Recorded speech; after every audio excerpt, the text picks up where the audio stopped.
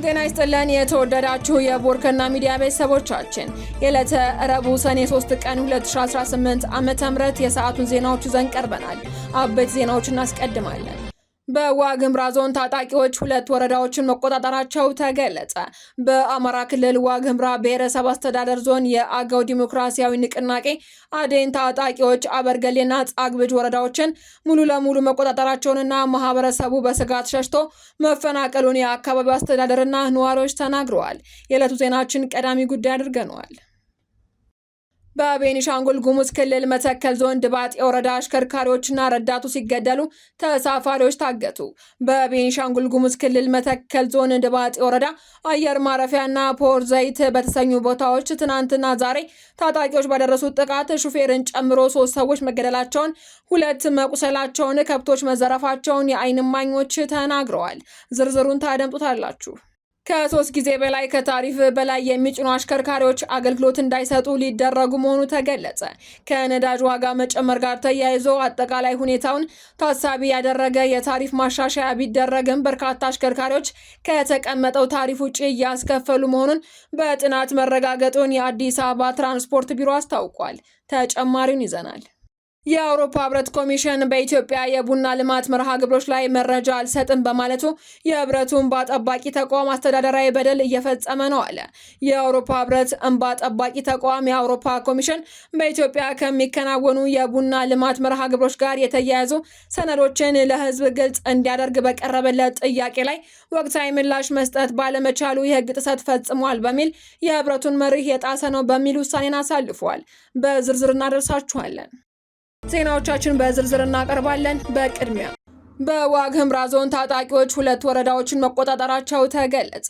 በአማራ ክልል ዋግምራ ብሔረሰብ አስተዳደር ዞን የአገው ዲሞክራሲ ንቅናቄ ታጣቂዎች አበርገሌና ጻግብጅ ወረዳዎችን ሙሉ በሙሉ መቆጣጠራቸውንና ማህበረሰቡ በስጋት ሸሽቶ መፈናቀሉን የአካባቢው አስተዳደርና ነዋሪዎች ተናግረዋል። ከ2 ዓመት በፊት ከመንግስት ጋር የሰላም ስምምነት ፈርመው የነበሩት የአገው ታጣቂዎች ካለፈው ሚያዝያ ወር ጀምረው 2 ወረዳዎችን እንደተቆጣጠሩም 5 የአካባቢው ነዋሪዎችና የዞኑ ጸጥታ መምሪያ ተናግረዋል። የአዴን ኃላፊዎች ወረዳዎቹን እንደተቆጣጠሩ አረጋግጠው ነዋሪዎች ግን አልተፈናቀሉም በማለትም አስተባብለዋል። በአበርገሌ ወረዳ ሚያዝያ 12 ቀን 2018 ዓ.ም በአካባቢው ሚሊሻዎችና በታጣቂዎች መካከል በከባድ መሳሪያ የታገዘ ግጭት ከተቀሰቀሰ በኋላ የአዴን ኃይሎች በከፊል ተቆጣጥረውት የነበረውን ወረዳ ሙሉ ለሙሉ መቆጣጠራቸው ተነግሯል። ቀኑ ሙሉ ውሏል በተባለው ውጊያ የአዴን ኃይሎች ከህወሓት ታጣቂዎች ጋር ተቀናጅተው እንደተሳተፉም ነዋሪዎችና የዞኑ አስተዳደሮች ለቢቢሲ አመላክተዋል። የአዴን የሚዲያና ኮሙኒኬሽን ኃላፊ አቶ ሙልጌታ ካሴ ከህወሓት ኃይሎች ጋር ተጣምረው መዋጋታቸውን አስተባብለው አመራሮቻችን አፍነው ለመውሰድ ሲሞክሩ ግጭቱ ተቀስቅሷል በማለትም ተገፍተን ወደ ግጭት የገባ ነው ብለዋል። የዋግምራ ዞን የጸጥታ መምሪያ ኃላፊ 50 አለቃ አዘዘው አዳነ ይህ ከእውነታ የራቀ ነው በማለትም አስተባብለው የአዴን ታጣቂዎች ቀድሞውኑ በመዘጋጀት ጥቃት በመፈጸማቸው ግጭቱ እንደተቀሰቀሰ ተናግረዋል። በወረዳው ግጭት የተቀሰቀሰው በታጣቂዎች እንቅስቃሴ ጉዳይ አለመግባባት በመፈጠሩ እንደሆነም ነዋሪዎች ተናግረዋል። የአዴን ታጣቂዎች ከህወሓት ኃይሎች ጋር ጻግብጅ ወረዳን እንዲሁም ከ2 ሳምንት በፊት እንደተቆጣጠሩትም የወረዳው ነዋሪዎች ገልጸዋል። የአዴን የሚዲያና ኮሙኒኬሽን ኃላፊው አቶ ሙልጌታ ካሴ የሐራ መሬቶችን የትግራይ ታጣቂ ኃይሎች በቅንጅት አምጥቶ ውጊያ ማስከፈት ስምምነቱን አፍራሽ ነው በማለትም ግጭቱ ምክንያት ሰጥተዋል። ለትግራይ ክልል አዋሳኝ በሆነው የዋግምራ አካባቢ ራሳቸውን የትግራይ ሰላም ኃይል ብለው የሚጠሩና በተለምዶ የሐራ መሬት ታጣቂዎች እንደሚንቀሳቀሱ ይነገራል። የዞኑ ጸጥታ መምሪያ ኃላፊ 50 አለቃ አዘዘው ተጨባጭ መረጃ የለኝም በማለትም የሐራ መሬት ታጣቂዎችን እንቅስቃሴ እንደማያውቁ ተናግረዋል። ሁለቱም ወረዳዎች በታጣቂዎች እጅ ከገቡ በኋላ በሺዎች የሚቆጠሩ ስጋት ያደረባቸው ነዋሪዎች ቤት ንብረታቸውን ጥለው በተለይም ወደ ዞኑ ዋና ከተማ ሰቆጣ መሸሻቸውን ገልጸዋል። ከነዚህም መካከል የአበርገሌ ወረዳ ነዋሪና አርሶ አደር የሆኑት አቶ ህሉፍ ለደህንነታቸው ስንል የመጀመሪያ ስማቸውን ብቻ ተጠቅመናል 7 ቤተሰቦቻቸውን ይዘው ወደ ሰቆጣ መፈናቀላቸውንም ተናግረዋል። አቶ ህሉፍ ታጣቂዎች የግዴታ ምልመላ፣ የገንዘብ ድጋፍ፣ መዋጮና ቀለብ እንድናዋጣ ስለሚያስገድዱን ጥለን ወጣን ያሉ ሲሆን በችግር ላይ ችግር ስለተደራረበባቸው መፈናቀል ብቸኛ አማራጭ እንዳደረጉም ተናግረዋል። ከ3 ዓመት እስከ 15 ዓመት የዕድሜ ክልል የሚገኙ 6 ልጆቻቸውንና ባለቤታቸውን ይዘው በረንዳ ላይ እንደተጠለሉና ምግብ በልመና እንደሚያገኙም ገልጸዋል። የቀድሞ የአዴን ኃይሎች አመራር ታጣቂዎችና የአማራ ክልል መንግስት የሰላም ስምምነት ከደረሰ በኋላ ከአንዳንድ ትንኮሳዎች ውጪ አካባቢው ተረጋግቶ እንደነበር ተናግረዋል። ስምምነቱ በ2016 ዓ.ም ከተፈረመ ወዲህ በግልጽ ግጭት ውስጥ ሲገባ የአበርገሌ መጀመሪያው እንደሆነም አመልክተዋል። አዴን 2 ዓመታትን በዘለቀው ደም አፋሳሹ የሰሜን ኢትዮጵያ ጦርነት ወቅት የህወሓት ኃይሎችን ወግኖ በመዋጋት ስሙ ይነሳል። በ2016 ቡድኑ ትጥቅ ለመፍታትና በሰላማዊና ዲሞክራሲያዊ ትግል ለመሳተፍ ከመንግስት ጋር ስምምነት ደርሶ ነበር። ለዚህም ስምምነት መፍረስ ሁለቱም ወገኖች እርስ በርስ እየተካሰሱ ይገኛሉ። በቤኒሻንጉል ጉሙዝ ክልል መተከል ዞን ድባጤ ወረዳ አሽከርካሪና ረዳቱ ሲገደሉ ተሳፋሪዎች ታገቱ። በቤኒሻንጉል ጉሙዝ ክልል መተከል ዞን ድባጤ ወረዳ አየር ማረፊያና ፖር ዘይት በተሰኙ ቦታዎች ትናንትና ዛሬ ታጣቂዎች ባደረሱት ጥቃት ሹፌሮችን ጨምሮ 3 ሰዎች መገደላቸውን፣ 2 መቁሰላቸውን፣ ከብቶች መዘረፋቸውን የዓይን እማኞች ተናግረዋል። ክስተቱን የተመለከቱት አንድ የዞኑ ነዋሪ ረዳትና ሹፌሩ ሁለቱም ተገድለዋል ብለዋል። አንድ ሹፌርና አንድ ረዳት ቆስለው ሕክምና ላይ ናቸውም ያሉት ነዋሪው ጥቃቱ የደረሰው ታጣቂዎቹ ሎቤድ ላይ በከፈቱት ተኩስ መሆኑንም ገልጸዋል። ነዋሪው የድባጤ ወረዳ የሎቤድ ሹፌርና ረዳቱ ሲገደሉ ሎቤዱን የጫነው እስካቫተር ረዳቱ በከባድ ቆስለው በድባጤ ጤና ጣቢያ በሕክምና ላይ ይገኛሉ ሲሉ አክለዋል። ጥቃቱን ያደረሱት የጉሙዝ ታጣቂዎች መሆናቸውን አስረድተው አካባቢው በየሰፈሩ ላይ ታጣቂዎች አሉ ብለዋል። መንገዱ እንዲዘጋ ሰላም በማወክ ምንም አይነት እንቅስቃሴ እንዳይኖር ነው የሚፈልጉት ሲሉም አክለዋል። ሌሎች ነዋሪዎች ታጣቂዎቹ ትናንት ባደረሱት ጥቃት ሞትና የአካል ጉዳት መድረሱንም በመግለጽ መፍትሄ የጠየቁ ሲሆን ከቦታው የወጡ መረጃዎችም ጥቃቱ መፈጸሙን አረጋግጠዋል። ሌላኛው ቃላቸውን የሰጡት የድባጤ ወረዳ ነዋሪ በትላንቱ የታጣቂዎች ጥቃት ኦፕሬተሩና ረዳቱ ተገድለዋል ብለዋል። አንድ ሾፌር ቆስሏል ሲሉ ያላቸውን መረጃ ገልጸው ከድባጤ ወደ ቻግኒ እየተጓዘም እንደነበር አስረድተዋል። በተያያዘ መረጃ የጉሙዝ ታጣቂዎች ዛሬ ደግሞ አንድ ሰው ገድለው 7 ከብቶችን ይዘው ሄደዋል ነው የተባለው። ዛሬም አንድ ሰው ገድለዋል ሲሉም ሁለቱም መረጃዎች አቀባዮቻችን ተናግረዋል። ድባጤ ፖር ዘይት ቀበሌ ሟቹ ከብት በመጠበቅ ላይ እያለ በጥይት መገደሉን አስረድተዋል። እንዲሁም በዞኑ ያለ የጸጥታ ችግርን ያስረዱት አንዱ ነዋሪ በሰጡት አስተያየትም በተለይ መተከል ላይ የሰዎች ግድያ በዝቷል፣ ታመው የሚሞቱ ሰዎች ትንሽ ናቸው ብለዋል። ከሁሉም የሚበዛው በታጣቂዎች የተገደሉት ናቸው ብለው ለምንድነው መፍትሄ የሌለው ሲሉም ጠይቀዋል።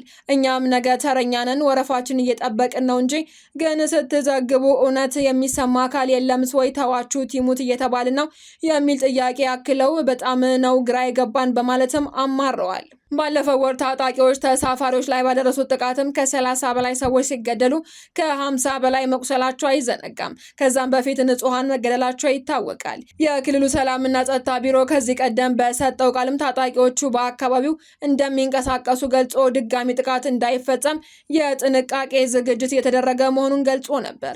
የክልሉ ምክር ቤት የፓርላማ አባላትም መንግስት በአካባቢው በቂ የጸጥታ ኃይል በቦታው በመመደብ ዘላቂ ሰላም እንዲሰፍን ደጋግመው አሳስበዋል።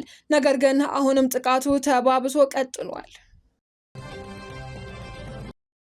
ከ3 ጊዜ በላይ ከታሪፍ በላይ የሚጭኑ አሽከርካሪዎች አገልግሎት እንዳይሰጡ ሊደረጉ መሆኑ ተገለጸ። ከነዳጅ ዋጋ መጨመር ጋር ተያይዞ አጠቃላይ ሁኔታውን ታሳቢ ያደረገ የታሪፍ ማሻሻያ ቢደረግም በርካታ አሽከርካሪዎች ከተቀመጠው ታሪፍ ውጪ እያስከፈሉ መሆኑን በጥናት መረጋገጡን የአዲስ አበባ ትራንስፖርት ቢሮ አስታውቋል።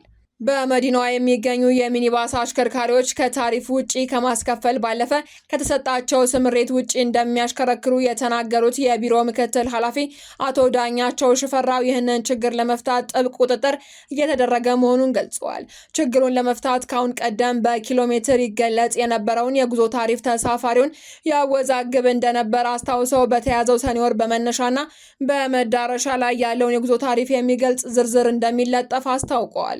ቢሮ ከታሪፍ በላይ በሚያስከፍሉ አሽከርካሪዎች ላይ የሚሰራውን የቁጥጥር ስራ በይበልጥ ማሻሻሉን ገልጸው ከ3 ጊዜ በላይ ጥቆማ የሚቀርብባቸውና ከታሪፍ በላይ የሚያስከፍሉ አሽከርካሪዎች አገልግሎት እንዳይሰጡ እንደሚደረጉ ተናግረዋል። ባለፈው የግንቦት ወር ብቻ ከታሪፍ በላይ በማስከፈልና የተቀመጠውን የታሪፍ ዝርዝር ባለመስቀላቸው ከ3300 በላይ አሽከርካሪዎች ላይ እርምጃ መወሰዱን ያመላከቱት ምክትል ኃላፊው የቁጥጥር ስራውን በይበልጥ ለማጠናከር በልዩ ትኩረት እየተሰራ መሆኑን አመልክተዋል። በሌላ በኩል ባለፉት ጊዜያት በመሰረተ ልማት ዝርጋታ ምክንያት ተቋርጦ የነበረው 9417 አጭር የስልክ መስመር አሁን ላይ በርካታ ጥቆማዎችን እየተቀበለበት መሆኑንም አቶ ዳኛቸው ገልጸዋል። በተጠናቀቀው ግንቦት ወር ብቻ ወደ 400 የሚጠጉ ጥቆማዎችን ማስተናገድ መቻሉንና በ300ዎቹ ላይም እርምጃ እንደተወሰደባቸው አክለው አብራርተዋል። የአውሮፓ ህብረት ኮሚሽን በኢትዮጵያ የቡና ልማት መርሃ ግብሮች ላይ መረጃ አልሰጠም በማለቱ የህብረቱ እንባ ጠባቂ ተቋም አስተዳደራዊ በደል እየፈጸመ ነው አለ።